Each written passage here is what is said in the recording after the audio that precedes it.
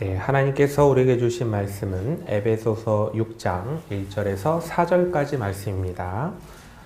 에베소서 6장 1절에서 4절까지 말씀을 제가 받들어 읽도록 하겠습니다. 자녀들아, 주 안에서 너희 부모에게 순종하라. 이것이 옳으니라. 내 아버지와 어머니를 공경하라. 이것은 약속이 있는 첫 계명이니 이로써 내가 잘되고 땅에서 장수하리라. 또 아비들아, 너희 자녀를 노엽게 하지 말고 오직 주의 교훈과 훈계로 양육하라. 아멘. 네, 주님 안에 연합하는 가정이란 제목으로 말씀을 전하도록 하겠습니다. 오늘 본문 말씀은 이제 신앙으로 가정을 올바르게 세우라는 이 사도 바울이 내린 지침서 중에 이제 일부를 발췌한 건데요. 오늘 본 말씀 이제 두 개의 주제를 담고 있습니다. 하나는 자녀가 부모를 대할 때 어떻게 해야 되는가, 거기에 대한 지침이고요. 나머지 하나는 부모가 자녀를 대할 때 어떻게 해야 되는가 라는 것에 대한 지침이 담겨 있습니다. 그런데 오늘 이 본 말씀을 잘 생각해 보면요, 지금 바울 사도가 가정에게 전해준 이 두 가지의 지침은 매우 이상하다는 겁니다. 매우 이상하지 않습니까? 뭐가 이상하냐면요, 왜 이런 지침을 줬지? 이게 좀 이상합니다.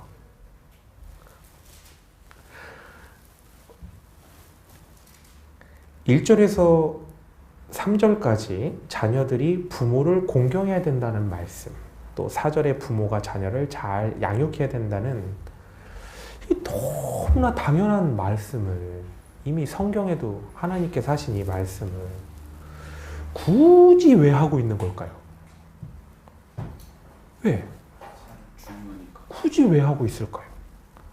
부모와 자식에 대한 윤리는 이 시대와 국경을 넘어서 언제나 있다는 겁니다. 문화와 관습에 따라서 좀 이런 다양한 양상들을 가졌지만 부모와 자녀의 관계는 윤리적인 관계로 계속 이제 존속해 왔죠. 왜냐하면 가정은 사회를 이루는 가장 작은 단위 아닙니까? 그래서 가정의 도덕과 윤리가 세워져야 가정을 토대로 세워진 사회 조직이 잘 유지가 되기 때문에 그렇습니다. 특히나 에베소서는 옥중서신 아닙니까? 그런데 바울 사도가 로마 감옥에 갇혀 있음에도 꼭 이 말은 해야겠다, 그렇기 때문에 보낸 편지 아닙니까?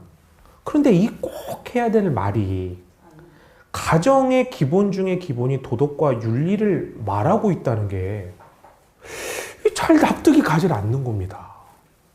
바울 사도가 편지하지 않더라도 에베소의 가정 윤리가 이전과 같이 잘 지켜지고 유지가 되겠죠.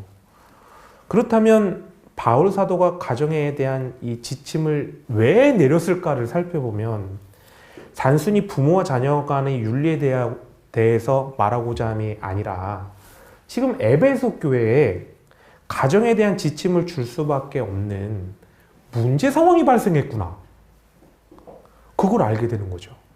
얼마나 심각한 문제면 감옥에 갇힌 바울 사도가 이거 어쩔 수 없이 꼭 편지라도 써서 보낼 정도였겠냐는 거죠.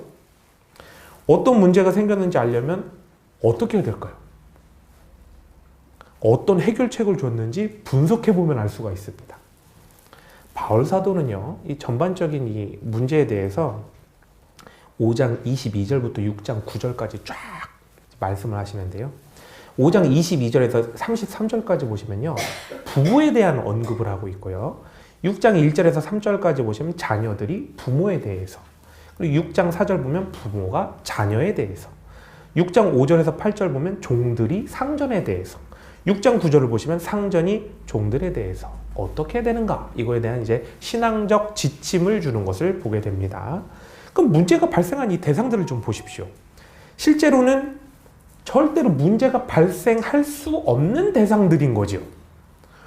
왜냐하면 당시 에베소에서는 이들이 다툴 수가 없는 아주 엄격한 신분 격차가 있기 때문에 그렇습니다. 당시 로마 문화가 어떻습니까? 남편과 아내의 높고 낮음이 하늘과 땅 아닙니까? 부모와 자녀의 높고 낮음이 어떻습니까? 하늘과 땅이죠. 상전과 종들의 높고 낮음이 어떻습니까? 하늘과 땅 아닙니까? 그런데 어떻게 문제가 생기냐 이 말입니다. 그런데 세상에서 발생할 수 없는 이 신분 간의 문제가 교회 안에서 발생했다면 어떠한 일이 교회에서 있었기 때문에 이런 난리법석이 나온 걸까요? 당시 에베소의 신분으로 인해 차별받고 억압받던 사람들이 이제 교회 안에 들어오게 되면서 처음 이런 얘기를 듣게 되죠. 주 안에서 한 형제. 이 평등이라는 이 새로운 세계를 만나게 됩니다. 호칭도요, 평등의 호칭을 씁니다. 주인님 이러는 거 안 쓰죠. 형제님, 자매님. 다 똑같아지는 겁니다. 교회 안에서 주 안에서 한 형제요, 또 한 식탁에서 신분을 나누지 않고 한 식탁에서 공동 식탁에서 같이 식사라는 이 공동체가 되다 보니까요. 억눌렸던 자들이 세상의 신분 격차를 무시하며 들고 일어나는 아주 큰 혼란이 교회 내에 일어나게 됐다는 겁니다. 그리고 그리스 로마의 많은 신들을 섬기던 사람들이 이제 기독교로 전향하게 되면서 유일신을 섬기는 자신과 우상을 섬기는 가족들 간에 이제 마찰이 막 일어나게 되고요. 에베소 교인은 가족과 또 종교 갈등 간에 우상을 섬기는 가족을 버리거나 인륜을 저버리고 하극상을 벌이는 어떤 그런 일도 이제 교회 내에 일어나게 되는 거죠. 따라서 오늘 본문에 기록된 가정에 대한 지침을 보면 신앙인의 가정은 이렇게 살아야 됩니다라는 어떤 윤리적, 도덕적인 어떤 지침을 재차 강조하는 것이 아니라요. 기독교라는 완전히 새로운 종교적 세계관과 기존 사회 우상 종교의 세계관이 이런 충돌하는 상황 가운데서 신앙인이라면 어떻게 살아야 할 것인가, 그것에 관한 신앙 지침이 되겠습니다. 당시 에베소라는 이 로마 헬라의 문화권에 살던 사람들이 기독교로 전향하면서 이제 맞닥뜨리게 되는 가정 안의 종교 갈등은 정말 매우 심각한 문제였다는 거죠. 부모는 기독교, 자녀는 우상숭배, 부모는 우상숭배, 자녀는 기독교, 이렇게 되면서요, 생명을 나눈 부모와 자식 간의 관계가 죽음도 불사함으로 자신을 주장해야 되는 그런 관계로 이제 확 변해버렸죠. 그런데 문제는 종교가 달라서 부딪히는 가정만이 아니라 가족 모두가 기독교로 전향한 가정의 부모 자식 간에서도 그 충돌이 일어났다는 겁니다. 이것은 기독교로 전향했음에도 불구하고 세상적인 가치관을 그대로 가지고 있는 부모, 기독교로 전향함으로 인해서 기독교의 평등적 가치관을 갖게 된 자녀 사이에 이제 충돌이 확 일어나게 된 거죠. 부모는 여전히 자녀를 소유의 개념으로 보고 인격을 존중하지 않는 그 세상의 가치관을 그대로 갖고서 기독교의 평등 개념으로 새로운 가치관을 갖게 된 자녀를 인격체로 대하지 않고 이제 하대하는, 함부로 하는 그런 경향을 갖게 됐는데요. 부모와 자녀가 이제 얼마나 심하게 충돌을 했을까요?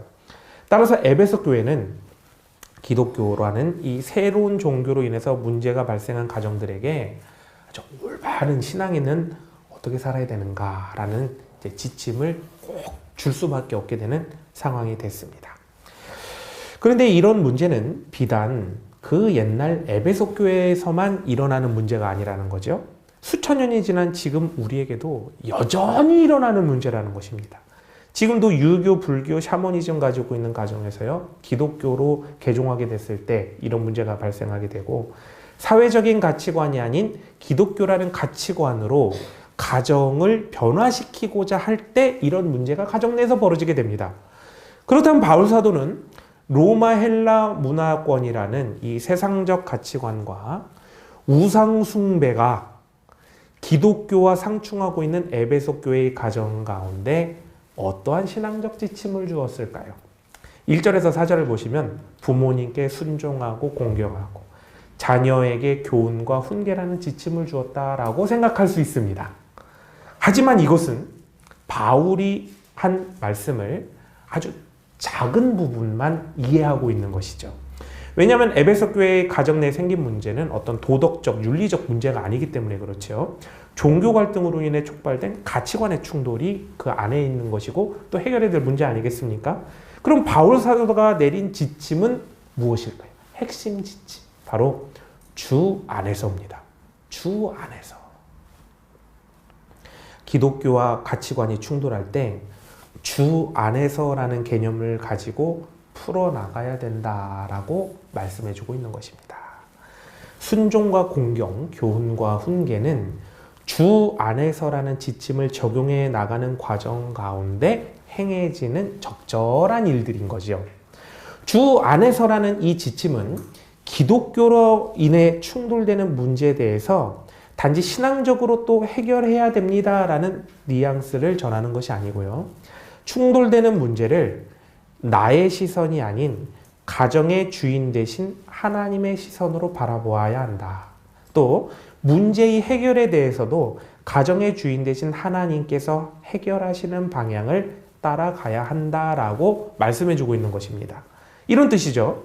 이 가정의 주인이 하나님이 되셨을 때 서로의 가치관이 충돌되는 부분에서 무엇을 지켜내야 하고 또 무엇을 타협하여 줄 수 있을까? 또 무엇을 해야 하고 무엇을 하지 말아야 할까? 이것에 대해서 명확하게 판별이 가능하다는 겁니다. 내가 기독교로 개종하면요, 우상을 섬기는 부모님과 반드시 대립이 일어나게 되어 있습니다. 유일신을 섬기라는 하나님과 우상을 섬기라는 부모님의 명령이 이제 충돌하게 되는 것이죠. 하나님을 섬기면 부모님을 거역해야 해서 부모님 마음에 대못을 받게 되고요.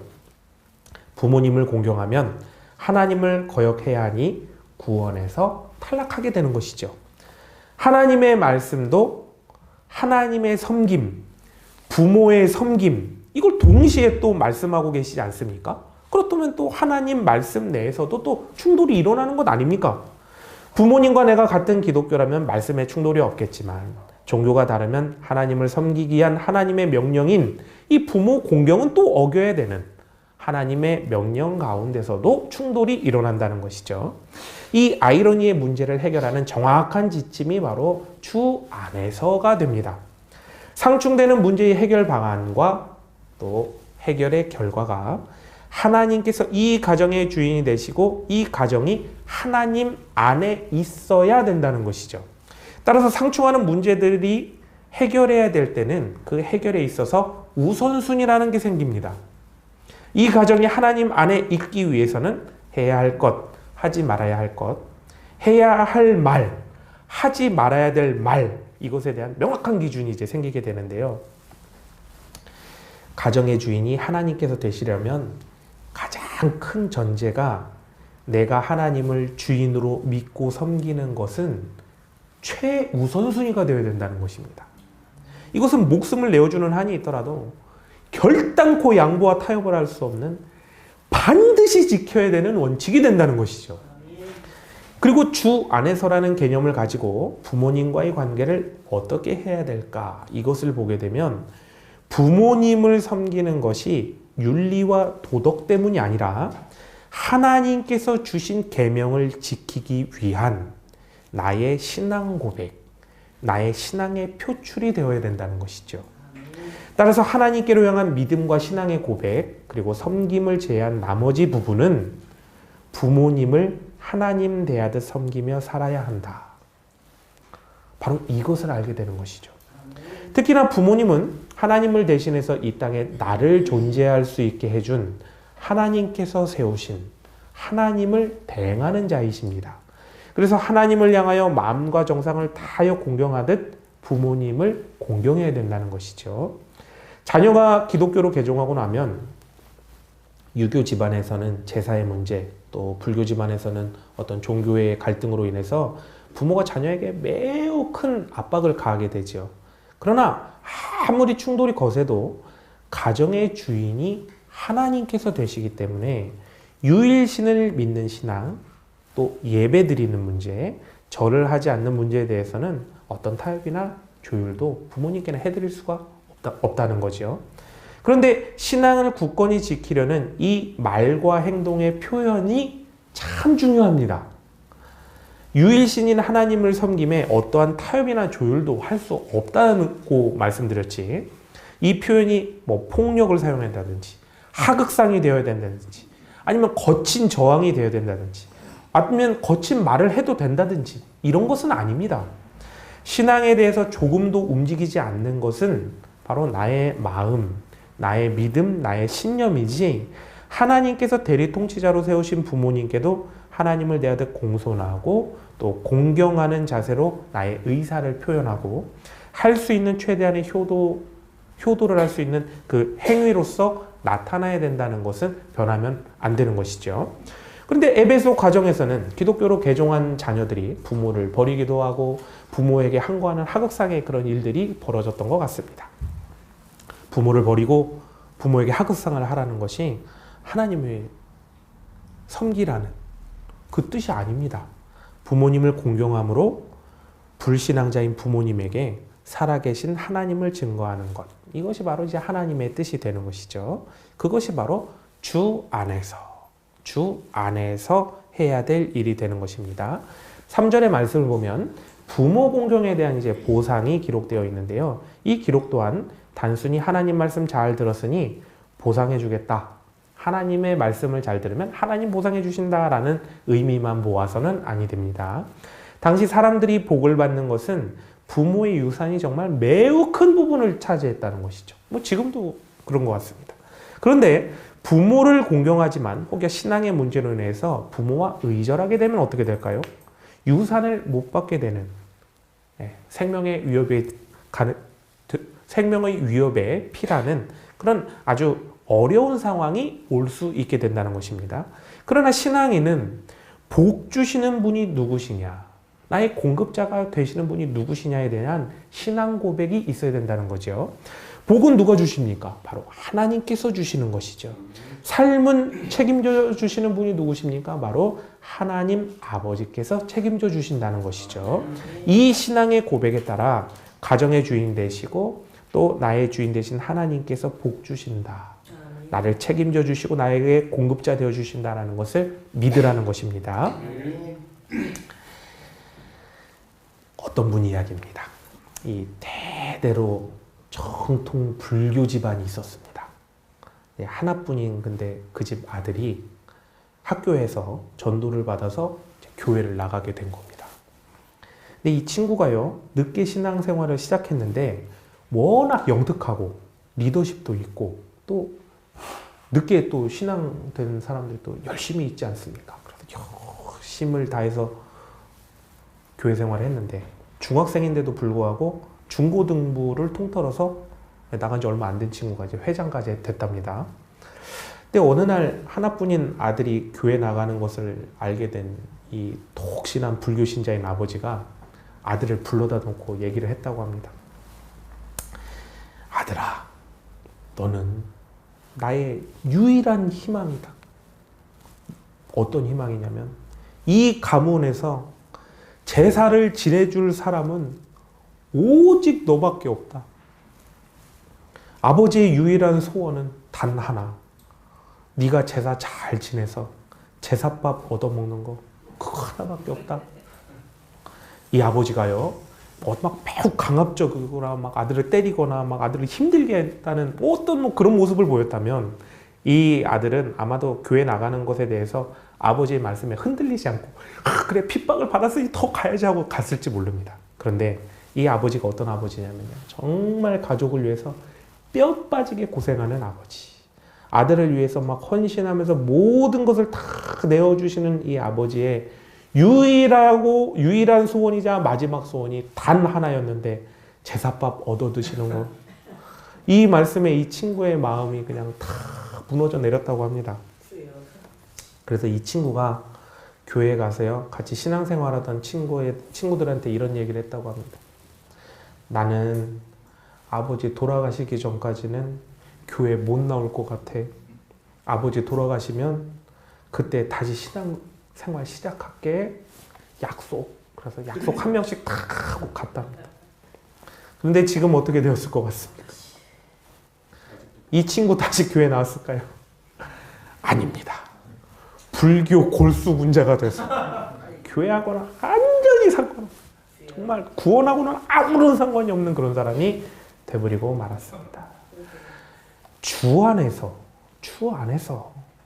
안에서라는 이 지침이 이렇게 중요합니다. 주 안에서라는 시선과 행동 강령을 가졌다면 이 친구는 신앙생활을 더 철저히 하고 불신앙자인 아버지를 잘 섬기면서 끝까지 전도했겠죠. 그렇다면 결국 아버지께서도 개종은 안 하셨더라도 본인은 구원을 받지 않았겠습니까? 그러나 주 안에서를 버리고 윤리와 도덕을 딱 잡았더니 아버지도 구원할 수 있는 기회를 놓쳐버리고 자신도 죽을 길을 향해서 끝까지 달려갈 수밖에 없는 그런 상태에 놓이게 된 겁니다. 우리는 주 안에서를 절대로 놓치면 안 됩니다. 그럼 이제 부모가 자녀를 어떻게 대해야 되느냐, 이 문제를 또 해결해야 되는데요. 기독교로 인해서 이제 인권이 신장된, 교회 안에서 인권이 신장된 그 당시에 아내, 종들, 아이들, 이런 아이들이 이제 자신을 막 주장하기 시작합니다. 교회 안에서. 남편과 주인과 부모들과 이제 막 충돌이 막 일어나는 거죠. 기득권자로서 어떻게 자신을 내려놓고 상대방의 인격을 존중할 수 있을까? 이걸 생각해 보면요. 주 안에서. 이 지침밖에 없는 것 같습니다. 주 안에서라는 지침에 따라서 가정의 주인이 하나님이시고 나 역시 주의 종이라는 이 신앙 고백이 바로 나를 낮추게 하는 원동력인 걸 보게 됩니다. 네가 내 자녀라고 생각하면 어떻게 내가 내 자녀 앞에서 낮아질 수 있겠습니까?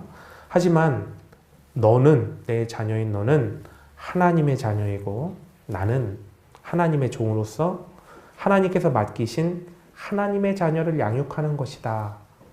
이렇게 신앙적으로 인식이 되면 해결책이 보이게 되는 거죠. 당시 자녀들이 부모에 의해서 분노한 까닭은 이런 것 같습니다. 자녀가 부모의 소유물이었던 거죠. 전혀 사람으로서 대접을 받는 그런 상황이 아니었습니다. 자녀는 부모를 그저 따를 뿐이죠. 부모의 제재 속에서 그냥 살아갔을 뿐입니다. 부모의 어떤 요구에도 자녀는 대화, 타협, 조율 이런 것들이 전혀 불가능했다는 거죠. 실예로요. 당시에 이제 엄마들이 아이를 이렇게 출산하지 않습니까? 그러면 로마 문화권에서는 이제 아버지한테 그 아이를 허락받고 이제 기를까 말까를 결정해야 되는데요. 만약 장애아가 출산되게 됐으면 아버지가 그 나오자마자 그 아이를 보고 얘는 죽입시다. 딱 하고 결정하면 그 아이는 아버지의 결정에 따라 바로 생을 마감했다고 합니다. 하지만 이렇게 억눌렸던 자녀들이 교회에 딱 오자마자 주 안에서 한 형제 이렇게 딱 주장하는 교회에서 해방감이라는 이 엄청난 자유를 느끼면서 이게 하극상으로 이어졌겠구나라는 추측을 할 수 있게 되는 거죠. 자녀의 하극상에 대한 해결은 폭력과 억압이 아니라는 것이죠. 하나님께로 향한 신앙 고백이 바로 해결책이라는 것입니다. 부모가 주 안에서라는 지침 속에서 하나님의 종으로서 하나님께서 맡긴 자녀인 너를 어떻게 길러야 할까? 이것을 생각하면 자녀인 너에게서 단순히 너만이 아니라 주인 대신 하나님께서 보이게 됨으로 인해서 당연히 자녀들을 존중할 수 있게 되는 것이죠. 그리고 자녀를 양육하는 방향도요. 세상이 이러니 이렇게 해야 돼 라는 나의 말, 나의 생각으로 자녀들을 이끌어가는 것이 아니라 하나님의 말씀이 이러이러하니 하나님의 말씀대로 이렇게 해야 돼 라는 주의 교훈과 훈계로서 가르치고 또 이끌어가게 된다는 것입니다. 그렇다면 자녀들은 어떨까요? 주 안에서 이루어지는 양육에 순종하게 되는 것도 나를 억압하는 부모에게 일방적으로 따라가는 것이 아니라 자신들의 진정한 주인이 되시고 통치자 되시며 또 그러한 권한이 있으신 창조주 하나님을 따르는 것이 되게 됨으로 인해서 하나님의 말씀의 전달자인 부모님을 따르게 되는 것이죠. 예전에 교회 가면 듣던 소리 중에 하나가요. 교회 가면 왜 그렇게 토독 설교를 합니까? 라는 그런 질문이었습니다. 왜 설교에서 그렇게 사람 사이의 도리를 이야기하냐? 이런 말을 들었는데요. 사람 사이의 도리는 이미 도덕책에서 이미 다 배웠다. 사람 사이에 어떻게 해야 되는지 이미 너무 잘 알고 있다. 그런데 교회에 와서 듣고 싶은 말씀은 하나님 말씀인데 왜 자꾸 교회는 하나님 말씀은 전하지 않고 도덕과 윤리에 대해서만 그렇게 말씀하시냐, 이런 사람들이 꽤 있었던 걸로 기억합니다. 그런데요, 사실 이 질문은 언뜻 보면 맞는 것 같은데요, 설교자도 성도도 어그러지고 잘못되었다는 것을 그 말 속에서 알게 됩니다. 무슨 말이냐면요, 인간 사이에 윤리적이고 도덕적으로 살아야 함은 이미 십계명에서부터 명확하게 문자로 기록을 남기신 하나님의 말씀이고 뜻이 맞는 거죠. 그런데 윤리적이고 도덕적인 삶이 무엇인지 몰라서 그렇게 안 사는 사람이 대한민국에 몇 명이나 있습니까? 없죠. 네. 아마 감옥에 갇히신 분들도 그렇게 하면 죄가 안 된다고 생각해서 그렇게 죄를 저지르신 분은 아마 없을 줄 압니다. 그런데 윤리적이고 도덕적인 삶을 알면서도 못 살고 있는 거 아닙니까? 그러면 그렇게 못 살면 듣기라도 계속 들어서 그렇게 살도록 해야 되는 것 아닙니까? 왜 자꾸 도덕 설교를 하냐고 그렇게 불만을 표출하는 것은, 윤리적이고 도덕적으로 사는 것은 내가 알아서 잘 판단하고 내가 할 테니 설교자는 하나님의 뜻이나 잘 전하십시오라는 이 교만함을 스스로 보여주는, 스스로의 언행을 하고 있는 겁니다. 설교자도 그렇죠. 이것이 윤리적이고 도덕적이니 그렇게 해야 됩니다. 그것은 하나님께서 하시고자 하는 근원적인 어떤 뜻은 아닌 거죠. 하나님께서는 윤리와 도덕의 근원이 바로 본인 하나님께 있으니까 너희들이 신앙을 바로 세울 때 윤리와 도덕도 바로 설 수 있다라는 것을 하나님께서 말씀해 주고 계십니다. 따라서 윤리적이고 도덕적이지 못한 이유가 하나님 앞에 신앙이 바로 서지 못했기 때문이고, 신앙을 온전히 그리고 바로 세울 때 윤리적이고 도덕적인 삶도 세워진다라는 것을 알아듣게 알려주지 않은 설교자도 부족함이 있었다는 것도 또 뭐 부인할 수는 없는 거죠. 당시 에베소 교회에 일어난 이 가정의 문제는 사실 온전한 신앙이 자리 잡지 못한 성도들의 문제였고요. 하나님 말씀에 대해 정상적이고 또 올바르게 해석하고 또 바라보지 못하기 때문에 벌어진 어떤 그런 문제들이었습니다. 그런데 안타까운 것은 무엇이냐면요, 사도 바울 당시 에베소 교회에서 일어난 어떤 그런 가정들의 문제가 수천 년이 지난 지금에도 이 주 안에서를 온전히 이루지 못해서 여전히 가정 가운데 똑같은 문제를 해결하지 못하고 살아가고 있다는 것입니다. 그런데 수천 년이 지난 지금에도 여전히 신앙인들은 하나님과의 단절이라는 문제를 극복하지 못하고 온전한 신앙인이 되지 못하고 있다는 것이죠. 예수님께서 오신 지 2000년이 넘었습니다. 성령님께서 인간과 함께 하신 지 2000년이 지났음에도 여전히 하나님과 단절된 인간은 하나님을 온전히 주인으로 섬기지 못하며 살아가고 있는 것이죠. 그리고 신앙의 문제와 가정의 문제는 계속해서 악순환을 이루는 똑같은 모습을 수천 년간 보여주고 있습니다. 5월은 가정의 달이죠. 전국의 모든 신앙의 가정들이 가정의 달을 맞이해서 가정을 더욱더 굳게 연합시키자, 또 굳건히 세우자, 이렇게 각오하고 또 노력하며 나가고 있습니다. 그런데 가정을 살리고 회복시키고 또 사랑하게 하시고 또 세워주고 연합하게 해주시는 것, 그것은 바로 하나님이십니다. 우리도 가정의 달을 맞이해서 우리 가정 주 안에서라는 이 신앙 고백 가운데 온전한 신앙을 좀 먼저 회복하시고 이를 통해서 가정을 회복시키는 은혜의 순환을 이루었으면 좋겠습니다. 하나님께서 주인 되시고 하나님께서 통치하심 가운데 하나님의 역사가 일어나는 가정이 될 수 있도록 하나님을 제대로 붙잡고 강력하게 붙잡으시고 그렇게 주님과 함께하는 가운데 은혜의 순환, 회복의 순환, 또 치유의 순환이 일으켜지는 줄 믿습니다. 어쩌면 에베소 교인 중 어떤 사람은 이런 생각을 했을 수도 있을 것 같습니다. 하나님께서 가정에 처음부터 문제가 되지 않도록 좀 만들어 주시지, 왜 문제가 생기도록 하셨을까? 왜 그냥 내버려 두셨을까? 가정이 어긋나고 잘못되는 것에 대해서 하나님을 향하여 원망하는 그런 사람도 있었을 수 있을 것 같습니다. 그런데 안타깝게도요, 이 세상은 아담과 하와 이래로 하나님과 단절되어서 잘못되고 어그러지고 죄악된 인간들은 하나님께서 주신 이 귀중한 선물인 자신의 자유의지를 가지고 선과 의를 쫓는 것이 아니라 하나님을 거역해서 죄의 길로 열심히 나아갔다는 것입니다. 하지만 고장나고 잘못됐다고 끝나는 것이 절대 아니라는 거죠. 왜냐하면 하나님께서는 고치시는 하나님, 싸매시는 하나님, 치료하시는 하나님, 새롭게 하시는 하나님이시기 때문에 그렇습니다.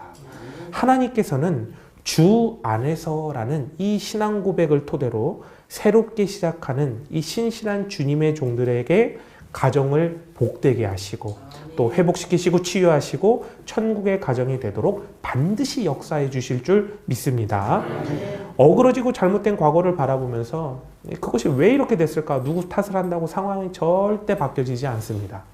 하나님께 나아가 기도하고 성령님의 인도하심을 따라 행동할 때 치유와 회복의 은혜의 역사가 일어나게 되는 것이지요.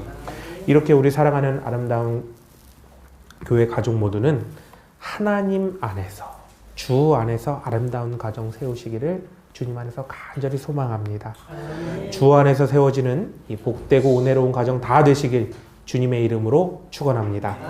우리 다 같이 484장 내 맘에 주여 소망되소서 찬양하시면서 기도의 자리로 나가겠습니다.